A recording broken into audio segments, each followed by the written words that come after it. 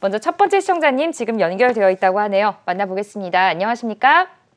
네, 안녕하십니까? 네, 기다려주셔서 고맙습니다. 시청자님 오늘 예. 어떤 종목 고민이세요? 네, 삼성 SDI요. 삼성 SDI 매수가 보유 비중 어떻게 되실까요? 52만 9천 원에 50%입니다. 52만 9천 원이면 우리 시청자님 혹시 작년에 매매를 하신 건가요? 예. 네. 그럼 굉장히 수익을 많이 보고 계시는 것 같은데 일단 수익 예. 축하드립니다. 50%도 한 번에 매수를 하신 거예요?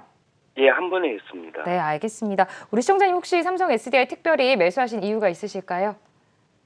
예, 요즘 그 전기차가 대세가 될 것 같고 해서 네. 제가 전에 매입할 때는 그 서울 시내에 자동차 10대 중 한 대가 전기차 될 때까지 가지고 가려고 하는데 네. 이대로 계속 끌고 가야 되는 건지 궁금해서 제가 한번 여쭤봤습니다. 네, 알겠습니다.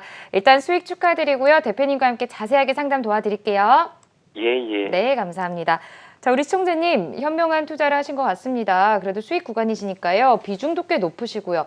과연 계속해서 좀 끌고 가도 되는 걸까요? 이쯤에서 어떤 대응 전략 필요할까요? 예, 일단 삼성 SDI 어떤 큰 스토리 윤곽 잡아드리고 펀더멘탈 분석해드리고 그리고 이제 차트 수급이나 차트까지 분석해드릴 텐데 삼성 SDI는 이제 그 글로벌 전기차 시장 성장에 진짜 수혜주로 분류될 수 있는 K배터리의 어떤 중심에 있는 기업인데요. 지금 LG화학 같은 경우에는 이제 LG에너지 솔루션이라는 2차 전지 기업을 이제 분사를 시켰고 물적 분할을 시켰고 그리고 SK이노베이션도 2차 전지 사업 부분 물적 분할을 지금 현재 추진하고 있는 단계입니다. 하지만 삼성 SDI는 순수 배터리 기업으로서 물적 분할을 할 가능성은 없어요. 그렇기 때문에 LG화학이나 SK이노베이션보다 상대적으로 삼성 SDI가 좀 더 이뻐 보일 수도 있고요. 그리고 지금 LG에너지 솔루션은 지금 현재 제너럴 모터스랑 협업을 하면서 또 미국 시장 침투를 하고자 하고 있고 SK이노베이션은 포드랑 협업을 통해서 미국 전기차 시장에 적극적으로 침투하고자 하는 의지가 강합니다. 하지만 아직 삼성 SDI는 미국 현지 법인 설립, 미국 대형 설비 구축에 대한 어떤 스케줄을 공개한 바가 없는데 그게 더 강점인 것 같아요. 시차를 두고 합작 법인이 됐건 단독 법인이 됐건 미국의 대형 공장, 대형 배터리 공장을 구축할 수 있다라는 그런 기대감도 현재 존재하고 있는 상황이라고 보시면 됩니다. 자, 지금부터는 좀 펀더멘탈 밸류에이션 이런 것들을 좀 체크해 드릴게요. 지금 화면을 좀 제시해 주시면 감사하겠습니다. 지금 삼성 SDI에 대한 실적을 추정하는 기관수는 18군데고 목표가 평균값은 한 93만 원대 정도 된다고 이제 보시면 될 것 같고요. 그리고 컨센을 봤을 때 미래 실적으로 PER을 좀 한번 계산해 볼 필요가 있어 보입니다. 올해 실적으로 퍼는 50배가 좀 안 되니까 좀 비싸다는 느낌이 좀 들 수 있는데 내년 실적으로는 퍼 40배 이하 그리고 내후년 실적으로는 퍼가 33배 이하이기 때문에 이 종목은 순이익이 주당 순이익이 꾸준히 증가하고 그래서 이제 성장주로 고퍼 성장주긴 하지만 지금의 이 고퍼가 어느 정도 용인이 될 수 있는 그런 기업이라고 보셔도 뭐 큰 무리는 없다고 생각합니다. 이제 수급 분석을 해드릴 텐데 최근에 기간 수급이 6월 이후로 유입된 흔적이 있습니다. 6월 10일까지 기간이 비중을 줄인 것 같은데 6월 10일 이후로 기관 투자자들이 비중을 늘리는 과정에서 주가가 V자 반등 흐름이 전개가 됐고 그리고 6월 달에 또 외국인 수급도 유입된 흔적이 있고요. 뭐 최근에 외국인들은 좀 유입 강도가 좀 약해지고 있긴 합니다만 기간 수급은 재차 유입 강도가 강화되고 있는 그런 상황입니다. 지금부터 좀 차트를 분석하면서 이 기업에 대한 좀 그 기술적인 분석을 지금부터 해드리도록 하겠습니다. 네. 자, 삼성 SDI는 최근에 주가가 좀 올라서 좀 가격 부담이 있는 것처럼 느껴 보이지만 지금 이 친구는 지금 상승 추세가 유지되고 있고 단기 상승 트렌드 역시 유지가 되고 있어요. 뭐 약간 흔들림이 있더라도 72만 원대 위에서만 거래가 된다면은 단기 상승 트렌드가 훼손될 가능성은 거의 없고요. 지금 현재 지금은 72만 원과 76만 원 사이에서 이제 과거 매물을 소화하면서 그리고 과거 매물 소화 플러스 그리고 추가 상승 에너지를 응축하는 패턴이라고 저는 판단을 내리고 있고 요 안에서 그러니까 72만 원 위에서 안착을 하면서 에너지를 잘 모은다면 다시 말해서 72만 원을 깨지 않고 그 위에서 거래가 된다면은 자연스럽게 80만 원대를 향해서 갈 수 있는 종목이고 그리고 80만 원 돌파하고 안착에 성공한다면은 장기적으로 이제 90만 원대 진입할 수 있는 기업이라고 보시면 돼요. 그래서 좀 단중기적으로 대응하실 분들은 이제 80만 원대 전후가 이제 1차적인 목표가가 될 수 있겠고요. 그리고 80만 원 돌파하고 안착이 되는 걸 확인하는 분들은 목표가를 좀 90만 원대로 올려 잡을 수도 있는 상황이라고 저는 생각을 하고 있습니다.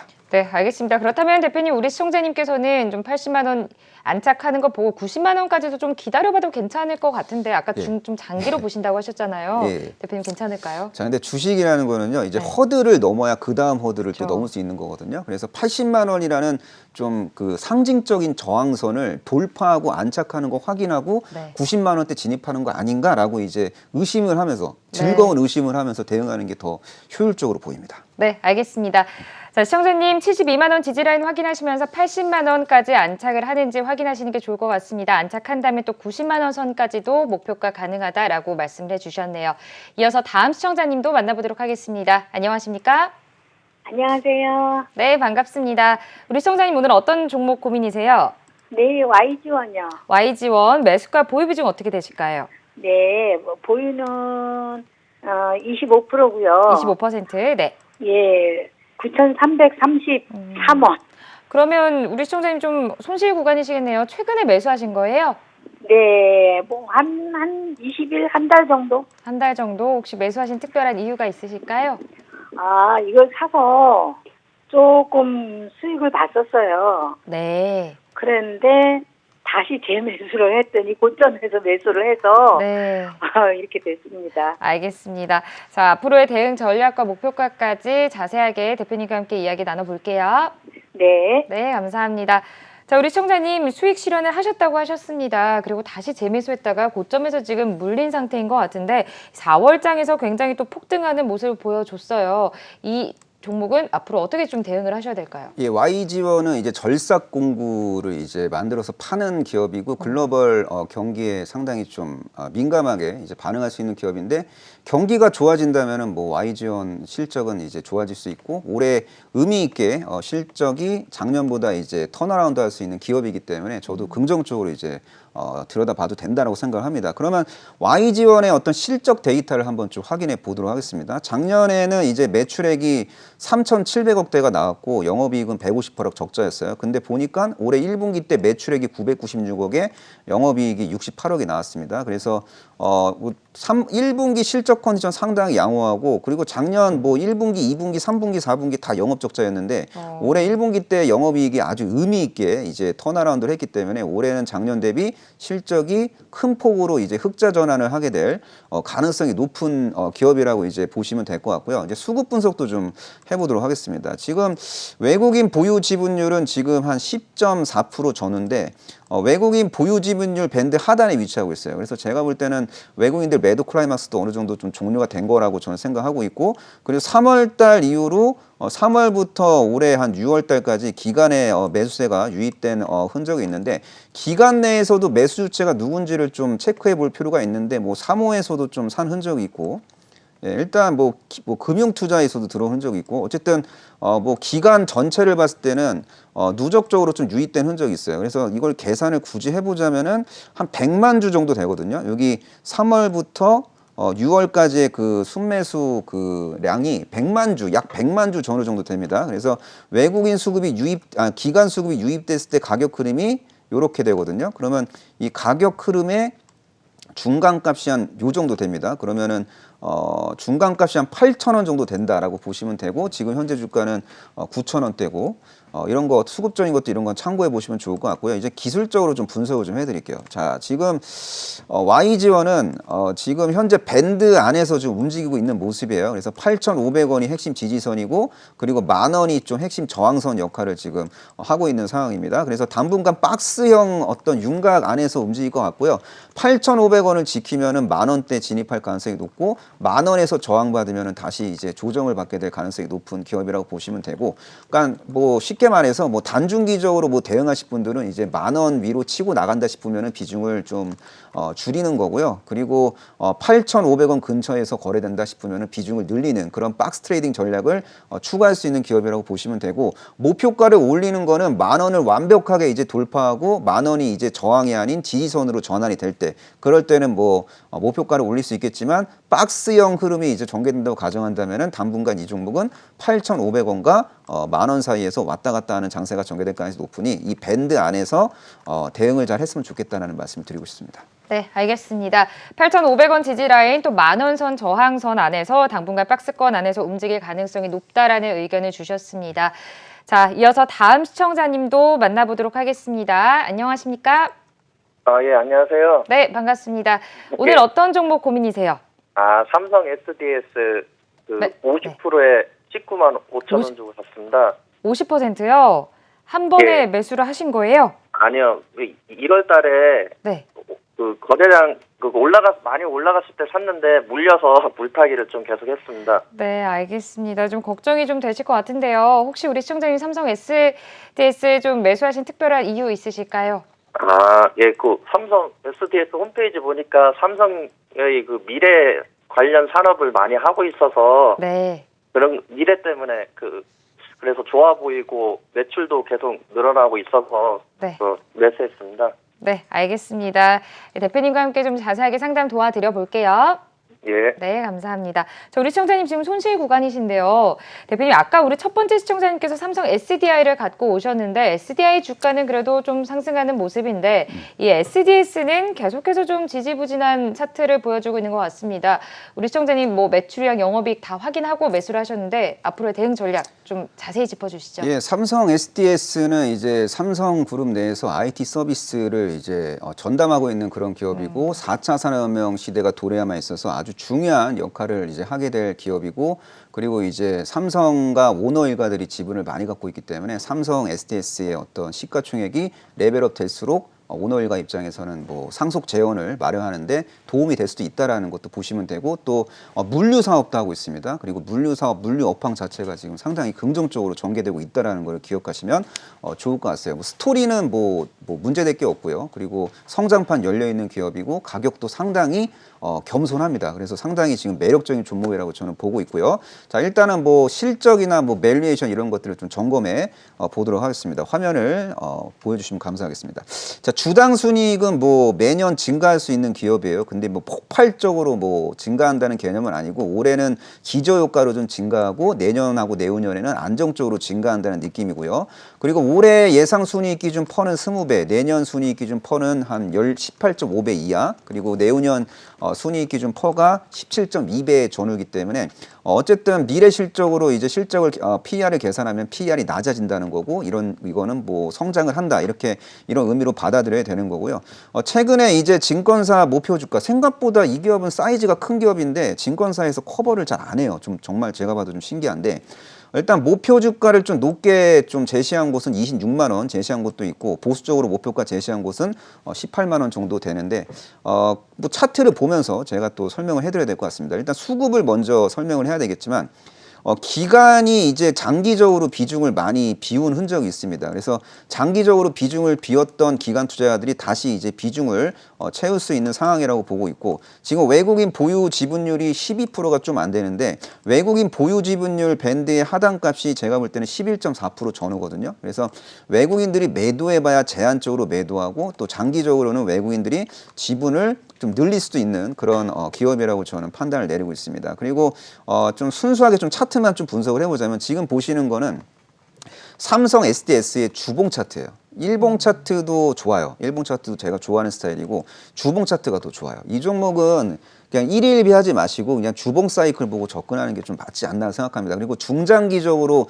뭐 중대형주를 관심 갖는 분들은 좀 이런 종목들 위주로 보는 게 맞다라고 저는 생각을 해요. 주봉을 보면은 지금 아주 이쁘장하게 지금 수렴형 패턴의 윤곽이 보이고 있거든요. 이런 식으로 수렴형 패턴의 윤곽이 보이고 있고 그리고 과거에 이제 이런 식으로 이제 피라미드의 중장기 그 피라미드 패턴의 흔적도 있고 그러니까 이 중장기 피라미드 패턴을 만들면서 뭐 좀 상당히 좀 뭐랄까 좀 에너지가 많이 응축되어 있고 또 최근에 수렴형 패턴으로 이제 전환이 되면서 또 추가적인 장기 상승 에너지를 저는 모으고 있다라고 이제 판단을 내리고 있습니다. 그래서 지금 얘는 18만 원대가 지금 현재 시점에서 핵심 지지선 역할을 하고 있는데 18만 원을 깨더라도 17만 원 근처까지 만약에 밀리면은 거기서 또 저가 매수가 유입이 될 수 있는 종목이라고 저는 판단을 내리고 있어요. 그래서 첫 번째 허들은 뭐 23만 23만 원 전후가 될 수 있겠지만 23만 원 돌파하고 안착에 성공하면은 27만 원대 진입할 수 있는 기업이라고 저는 보고 있습니다. 그래서 1차 목표가 23만 원 전후, 2차 목표가 27만 원 전후 정도로 설정하고 중장기적으로 대응하셔도 괜찮은 종목이라고 생각합니다. 그러니까 아래로는 제한적으로 열려 있고요. 위로는 나름대로 열려 있는 그런 기업입니다. 호재는 현재 주가에 반영이 안 돼 있고 악재가 있다면 그 악재는 현재 주가에 녹아져 있으니 삼성 SDS는 좀 긴 시각으로 차분하게 대응할 필요가 있는 종목이라고 저는 생각합니다. 솔로엠이 들어와 있네요. 매수가 3만 원에 보유 비중 90% 갖고 계십니다. 대표님 비중이 90%면 네. 굉장히 많이 지금 매수를 하신 것 같은데 그래도 수익 구간이세요. 솔로엠 이 기업은 또 어떻게 좀 대응을 하셔야 될까요? 예, 솔로엠은 일단 지금 현재 시점에서는 삼성전자와 성장 스토리를 공유하고 있는 그런 기업이고 또 장기적으로는 애플과도 성장 스토리 공유할 수 있고 그리고 또 장기적으로 봤을 때는 미래차 시장 성장의 수혜주로도 분류가 될 수 있는 그런 성장주라고 보시면 되고요.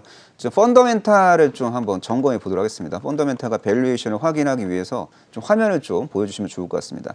자, 올해 순이익 기준 퍼가 19배가 좀 안 되지만 내후년 순이익 기준으로 퍼가 뭐 10배 이하다. 그러니까 얘는 이 기업은 이제 구조적으로 이제 실적이 성장할 수 있는 기업으로 지금 실적 추정치가 형성이 되어 있어요. 물론 이건 추정치고 언제든지 추정이 될 수 있지만 현재 시점 실적 추정치를 본다면 이 기업은 틀림없는 성장주에 성장점에 틀림이 없다. 그렇게 생각하고 있고 뭐 2년 후 실적으로 퍼가 10배 이하면은 상당히 좀 저평가 성장주 내에서도 저평가 메리트가 있는 종목이라고 보시면 되고 최근 증권사 뭐 제시한 목표 주가 뭐 하단값이 31,000원이고 상단값이 35,000원이니까 이런 어떤 이론적인 목표가도 좀 참고 정도 하시면 좋을 것 같고요. 외국인 보유 지분율은 뭐 5월 당시만 해도 0.4% 이하였어요. 근데 5월 중순만 하더라도 근데 지금 현재 외국인 지분율이 8.4%까지 이제 증가했습니다. 외국인들이 많이 매수했고 그리고 신규 상장주 특유의 오버행 이슈가 있거든요. 기간 악성 매물은 이미 지금 7월 초까지 다 소화가 된 것 같고 그리고 차트 분석을 지금 해보도록 하겠습니다. 솔로엠 차트. 차트도 뭐 추세가 지금 뭐 강화되고 있는 그런 초입이라고 볼 수 있겠고, 지금 뭐 7월 19일 날 대량거래 장대한봉이 나왔고 그 대량거래 장대한봉 몸통 중간지대에서 좀 지지력 테스트를 하고 있습니다. 그래서 35,000원 위에서 안착을 한다면은 35,000원 위에서 뭐 안착을 한다면은 단기 상승 트렌드가 유지가 되는 거고 35,000원을 만약에 이탈할 경우에는 뭐 29,000원 뭐 전후까지 뭐 조정을 받을 수는 있겠지만 현재 시점에서 35,000원 위에서 캔들이 붙고 있으니까 35,000원 위에서 지지가 된다면은 자연스럽게 이제 상승 흐름이 전개될 수 있는 종목이라고 보고 있고 그리고 상장 후 최고점이 그 상장일날 만들어졌거든요. 그때 고점이 39,800원인데 글쎄요. 제가 볼 때는 이 종목 지금 2년 후 실적으로 퍼가 10배가 안 되는 성장주라고 본다면은 뭐 수급적인 노이지만 어느 정도 추가적으로 잘 이제 해소가 된다면은 4만 원대 진입 및 그 위로도 갈 수 있는 종목이라고 보고 있습니다. 이거는 좀 중장기적으로 그렇다는 거고 일단 허들을 설명해 드리자면 첫 번째 허들은 34,000원 정도가 될 것 같아요. 34,000원이 1차 목표가고요. 2차 34,000원 돌파하고 안착에 성공하면은 38,000원 전후가 2차 목표가가 되겠고 38,000원 마저도 돌파하고 안착에 성공하면은 4만 원대 위에서 신명나게 즐겁게 분할 매도할 수 있는 구간도 시차를 두고 도래되지 않을까라고 저는 생각을 하고 있습니다. 네, 알겠습니다. 긍정적인 전망을 주셨습니다. 34,000원 선 1차 목표가, 2차 목표가는 38,000원 선, 그리고 4만 원까지 진입을 한다면 4만 원 위에서 계속해서 좀 주가가 있을 수 있겠다라고 긍정적인 전망을 주셨습니다. 자, 이어서 다음 종목은 한국콜바가 들어와 있습니다. 매수가는 63,000원이고요. 보유 비중 30% 갖고 계시네요. 한국콜바 우리 시청자님 지금 손실 구간이십니다. 63,000원이면 굉장히 또 고점에서 급등할 때 매수를 하신 것 같거든요. 어떻게 대응하셔야 될까요? 예, 한국콜마는 이제 코스맥스와 함께 대한민국을 대표하는 화장품 ODM 상업자로서 역할을 하고 있고 또 자회사 HK 이노엔이 8월 상장을 앞두고 있고요. HK 이노엔은 제약바이오 사업을 영위하는 기업입니다. 그래서 한국 콜마는 이제 화장품 ODM 사업뿐만 아니라 제약바이오 사업도 이제 동시다발적으로 이제 아우를 수 있는 그런 기업이라고 이제 보시면 될 것 같고요. 약간 좀 그 실적 컨센서스 등을 이제 보면서 이 기업에 대한 어떤 이야기를 좀 해야 될 것 같아요. 그 올해 예상 순이익 기준으로 퍼는 뭐 20배 정도 되고 그리고 내후년 예상 순이익으로 퍼가 13배 정도 되니까 화장품주 내에서도 상대적인 저평가 메리트가 부각될 수 있는 기업이라고 저는 판단을 내리고 있고 뭐 밸류에이션상으로 뭐 큰 부담은 안 느껴진다고 생각을 하고 있습니다. 그리고 수급적인 것들을 봤을 때도 외국인들이 지분을 좀 약간 좀 줄인 듯한 흔적은 있어요. 근데 외국인들이 그동안 지분을 줄였고 추가적으로 줄일 수도 있겠지만 지금 외국인 지분율이 26.5%고 외국인들이 더 나간다고 하더라도 외국인 보유 지분율은 최소 25% 이상은 유지가 될 수 있는 기업이라고 저는 보고 있습니다. 왜냐하면 외국인들 내에서도 한국콜마를 긍정적으로 보는 집단이 꽤 많다라고 좀 보고 있거든요. 그리고 기간 수급도 그렇게 뭐 이렇다 할 뭐 매수 강도가 유입되고 있지는 않지만 한국콜마 정도면은 시차를 두고 포스트 코로나 시대 도래시 최대 수혜를 볼 수 있는 그런 기업으로 부각될 수 있기 때문에 시차를 두고 기간 수급도 유입될 수 있는 종목이라고 저는 판단을 내리고 있습니다. 자, 이제 기술적 분석을 좀 해보자고요. 지금 뭐 6월 3일까지 잘 갔어요. 근데 지금 코로나19 확산 때문에 델타 변이 확산 때문에 화장품주 투심이 좀 많이 위축이 됐습니다만 결국에는 델타 변이는 극복이 될 거고 그리고 경제 활동은 정상화 될 거라고 좀 보고 있습니다. 그래서 포스트 코로나 시대 도래시 수혜주를 미리미리 좀 관심 가질 필요가 있는데 그중에서 코스맥스하고 한국콜마를 유심히 챙겨봐야 된다고 저는 생각합니다. 자, 지금 한국콜마는 지금 54,000원 전후가 핵심 지지선 역할을 하고 있고요. 그리고 지금 현재 델타 변이 확산 국면에서 박스 상단을 돌파하는 건 쉽지가 않아 보여요. 그래서 주가가 상승을 하더라도 약간 6만 원대를 좀 넘기면은 좀 팔고자 하는 욕구가 좀 생길 수도 있는 그런 종목이라고 보시면 돼요. 그래서 당분간은 54,000원과 54,000원과 6만 원 사이에서 박스형 흐름을 보이다가 중장기적으로 6만 원 돌파하고 안착에 성공하면은 그 다음에 이제 뭐 주봉이나 월봉상으로 보이는 목표가 근처로 갈 수 있고 주봉 차트를 보면은 장기적으로는 뭐 제가 볼 때는 75,000원과 8만 원 사이까지도 갈 수 있어요. 근데 이건 어디까지나 장기적인 거고 끝까지 보유할 수 있는 기업 분들이 누릴 수 있는 어떤 목표 추구할 수 있는 목표가로 생각하고 있습니다. 그래서 일단은 박스 안에 갇혀 있을 것이다. 그래서 박스 상단가를 6만 원 정도로 설정하시고 언젠가 6만 원 돌파하고 안착에 성공한다면은 주봉상으로 75,000원과 8만 원대까지 진입할 수 있음을 염두에 두고 전략을 짤 필요가 있다라고 생각을 합니다. 네, 알겠습니다. 변이 바이러스 및 코로나19가 좀 진정이 되면 또 더 지켜봐야 될 종목이다라고 말씀해 주시면서 1차 목표가 6만 원 선, 2차는 7만 5천 원에서 8만 원 선으로 짚어주셨습니다. 이어서 다음 종목입니다. 휴맥스가 들어와 있네요. 매수가는 6,030원이고요. 보유 비중은 15% 갖고 계십니다.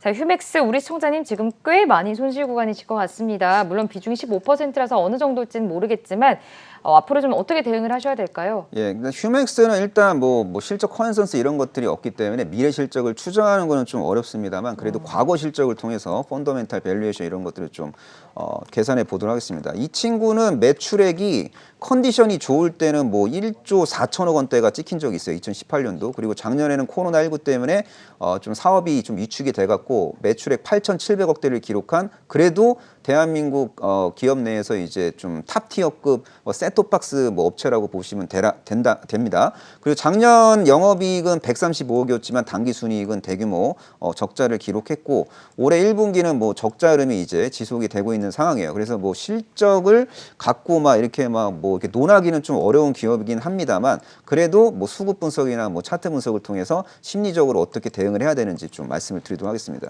근데 기간이 비중을 좀 줄인 흔적이 있긴 있는데 근데 기간 매도는 제가 볼 때는 클라이막스가 종료가 됐다고 보고 있고 지금 외국인 보유 지분율이 5.6% 전후인데 외국인들도 뭐 나갈 외국인들은 다 나간 것 같아요. 그래서 기간하고 외국인들 때문에 뭐 스트레스 받을 일은 앞으로는 좀 제한적인 것 같고요. 이제 차트 분석을 좀 해야 될 것 같은데 지금 일봉 차트를 보고 계십니다. 일봉 차트를 보시면은 은밀하게 지금 저점이 올라가고 있어요. 뭐 최근 분기 실적 컨디션 좋지 않은데도 불구하고 저점이 은밀하게 올라간다는 거는 미래 호재가 어느 정도 있기 때문에 그런 것들을 어느 정도 선 반영하고 있다고 보고 있고 그리고 지금 저점을 올리는 과정에서 캔들이 한 90개 이상 나왔는데 이 90개 이상의 캔들이 발생될 때 자세히 보시면은 음봉보다 양봉이 월등히 많아요. 음봉보다 양봉이 월등히 많은 상태에서 저점이 은밀하게 오르고 있다는 거는 제가 볼 때는 이거는 좀 상승 에너지 응축형 패턴으로 해석하셔도 되는 상황이라고 보고 있습니다. 그래서 저점은 나름대로 일정하게 올라가고 있고 고점은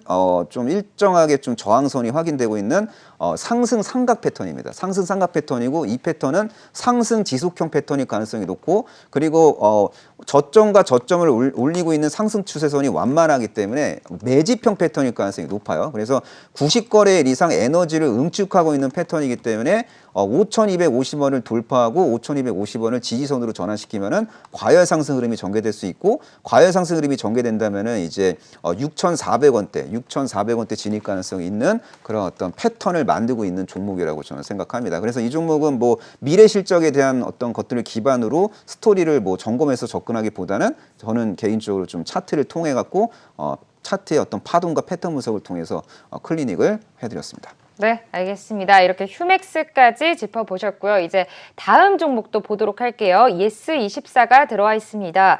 13,000원에 매수를 하셨고 보유 비중은 30% 갖고 계십니다.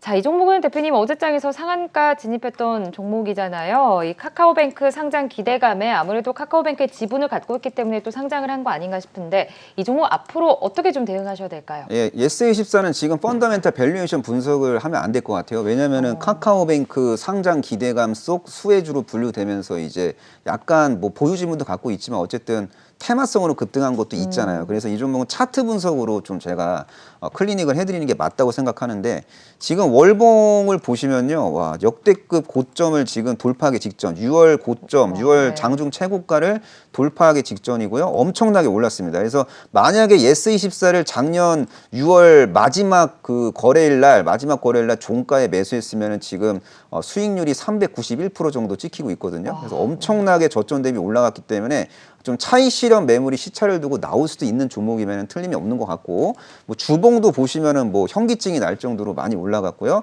일봉 보시면은 상한가를 찍어버렸습니다. 그래서 이렇게 잘 나가는 종목 가지고 제가 뭐라고 할 건 없다고 생각해요. 그래서 뭐 파티를 즐기는 게 맞다고 생각하고 있고 예스24를 뭐 저점에서 공략하신 분들은 지금 아주 즐겁게 주말을 보낼 수 있을 거라고 저는 생각을 하고 있는데 제가 잠깐만 팁을 드리자면은 이렇게 스토리가 좋은 종목은 이렇게 좀 일시적으로 이렇게 피라미드형 패턴을 만들면서 에너지를 모을 때가 있거든요. 그 피라미드 하단에서 모아갔으면은 의미 있는 수익을 추구할 수 있겠다 그렇게 생각하고 있겠고 그리고 상따를 하는 분들은 뭐 다음 주 아마 주 초반에 좀 보유한 물량을 적극적으로 이제 처분할 가능성이 높다라고 저는 생각하고 있고 그리고 상한가를 이제 간 종목은 웬만하면 그 상한가 가격이 지지가 돼야 추가적인 슈팅이 이제 전개될 수 있는 거거든요. 그래서 예스24의 그 금요일 종가가 17,550원이고 아마 월요일 시가는 뭐 떠서 시작할 가능성이 높고 그리고 약간 다소 차익 실현 매물이 나오더라도 17,550원이라는 금요일 종가 상한가 가격이 유지가 돼야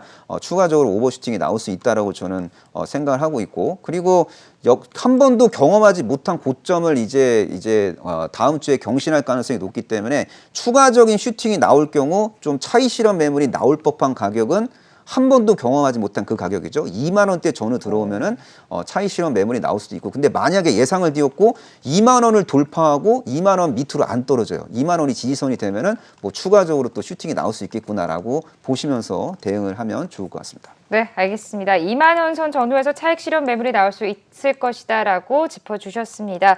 자, 이어서 마지막으로 전화 상담 한 가지만 더 이어가고 마무리해 보도록 하겠습니다. 시청자님 연결되어 있나요? 안녕하세요. 네, 안녕하세요. 네, 반갑습니다. 우리 시청자님 오늘 어떤 종목 고민이세요? 네, 현대건설 매수가 보유 비중 어떻게 되실까요? 58,800원에 10%요. 그러면 손실 구간이셔서 좀 걱정이 되실 것 같은데요.